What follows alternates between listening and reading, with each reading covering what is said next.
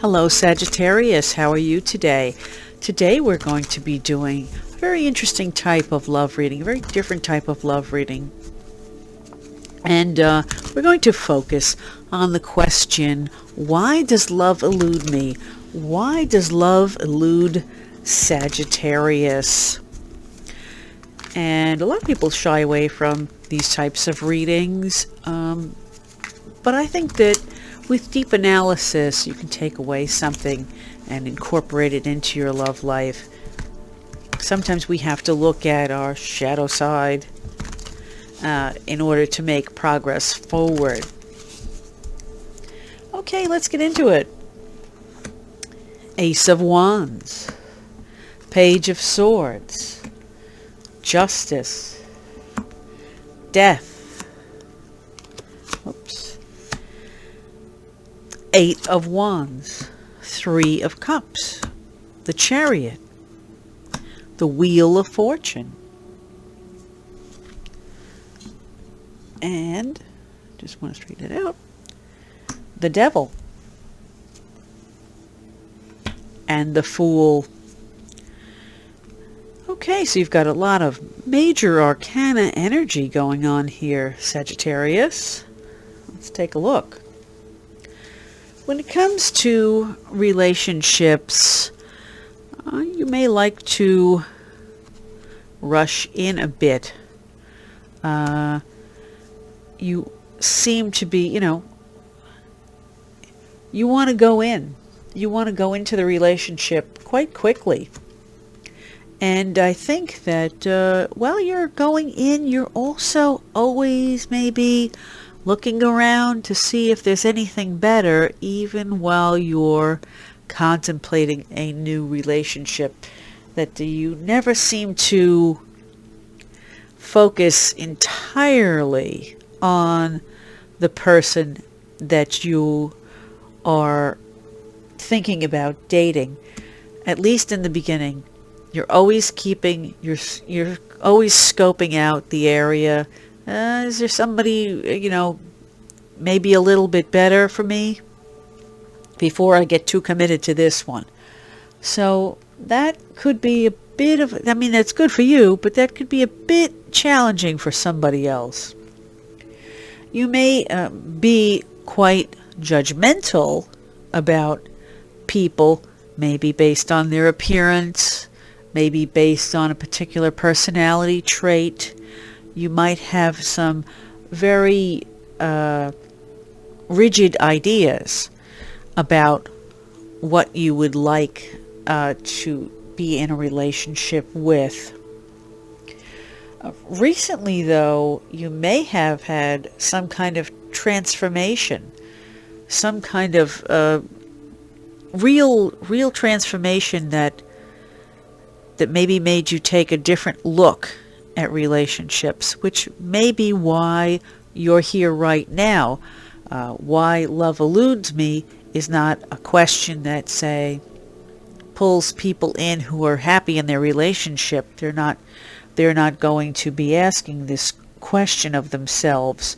So perhaps you were at some kind of a transformational point recently where you wanted to rethink how you're going into relationships, and you really do want some change, because I think all you want is happiness. You're a very happy person. You like to be out, you like to party, you like to interact with people. I think you're very open to different types of people and different types of environment, as long as it's fun. I think you're game for it. So that's good. And you seem to be a type of person that is centered within themselves.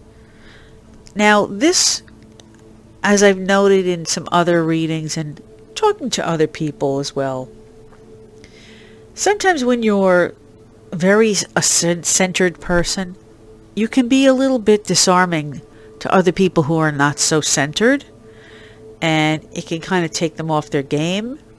Maybe they can be a little jealous of you.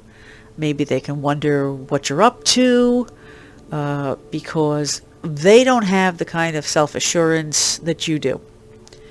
So if you have that kind of confidence, if you feel you have that kind of confidence, just be aware that that can be kind of disarming to other people who aren't so confident. The Wheel of Fortune and the Devil.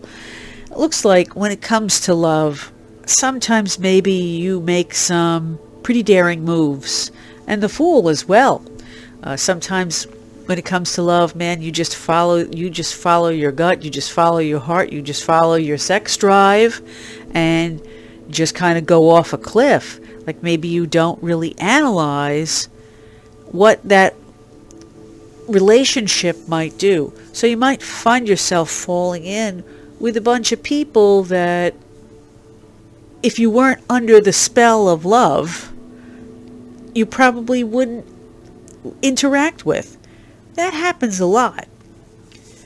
Because, love is a drug. It literally is a drug in your system. And can make you talk to people and do things that under normal circumstances wouldn't happen. So perhaps that is something that you really have to understand about yourself and keep in check. So you're not saying, oh, why did I go out with that person? Why did I spend the night with that person? I hate the walk of shame, but I do it again and again. This could happen. People have this, and also it's not stagnant, Just because you're doing it now doesn't mean you're going to do it 10 years from now, or doesn't mean you did it 5 years in the past. People go through phases. People go through phases where they can engage in some rather risky or irrational love behavior, and it's something people just go through. Sometimes it's all their life. Sometimes it literally is just a phase, as they say, or sometimes it's a block of time, like 10, 15 years where they're doing that. And then things change. They come to different revelations about themselves. They come to different conclusions about themselves, who they are and what they want out of life. So nothing is stagnant. You always have free will. If something about this isn't right and you feel like you need to change, it's not producing the results that you want, then you always can change. I always say, you can change your life in 30 seconds, or fate can change your life in 30 seconds. You can wake up thinking everything's going to go this way, and bam, something happens, good or bad, and everything can change. So life is never stagnant. So let's look at the Victorian deck and see what else the spirit world, the source world will be saying to you. We're all part of this very big, mysterious energy field, and it communicates with us a lot. Trust. That's a very pretty card. New beginnings. And healing. Again, when I see that healing card, I look back at this death card and say, what happened? Because, that's an indication something maybe traumatic or something really out of the ordinary did happen to you in the near past, and you're coming out of that.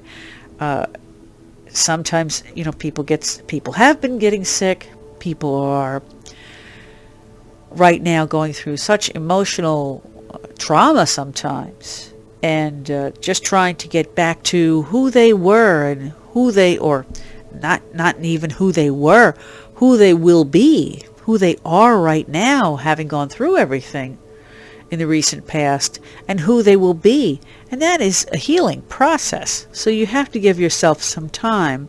You have to trust in yourself. You have to trust in healing. You have to trust in time, which does heal quite a bit. gives you new perspectives and new beginnings. Remember, just physically, you're not the same person. You literally, cell by cell, are not the same person that you were 7 years ago. So, new beginnings. You're 50% the same person you were 3.5 years ago. So you have to trust that new beginnings and healing will allow you to look at love in a different way with fresh eyes.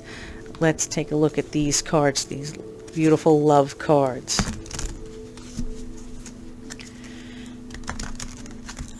I hope this is helping you.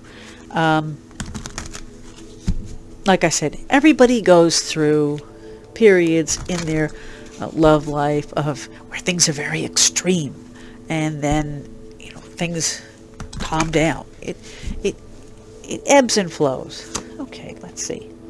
Healing. Once again, healing. Family issues. Your love life benefits as you forgive your parents. Wow, that's a heavy one. We all have to deal with our parents, whether they were involved in our lives or not involved in our lives. And sometimes forgive is often a difficult word. A lot of people are pushing people to forgive. I think really the better word is understand. Sometimes people are just terrible, and you cannot forgive them. But understanding maybe why they were the way they were, or how they think the way they think, or what caused them to be the way they are, can help you find some closure. They always say you should sort of live, especially as an adult, it's part of you that has to live as though your parents aren't there. And personally, I wish I had learned that earlier, because I was always very, very involved with trying to please my parents. Either I was pleasing my parents or I wasn't pleasing my parents, but that was always at top of my mind. And I think it would have been better if I just said, my parents are my parents, and I'm who I am, and I'm just going to, go my own way. And maybe things would have worked out a little more smoothly. But again, this is something everybody has to learn. Nobody's taught this stuff. They're taught all kinds of crazy ideas, except the ones that really work. And they learn that later in life. Okay, so let's go on. Playfulness. To recapture romance, allow your inner youthful spirit of fun to shine. So if something has really been bothering you, maybe a health issue or some kind of experience that's been dragging you down, recovering that idea of playfulness, the idea that you can let loose and have some fun again, may be a bit of a challenge. So it's something you may have to work on a little bit. Passion. Allow your heart and soul to sing with joy. Again, this goes back to healing, playfulness. You have to allow yourself.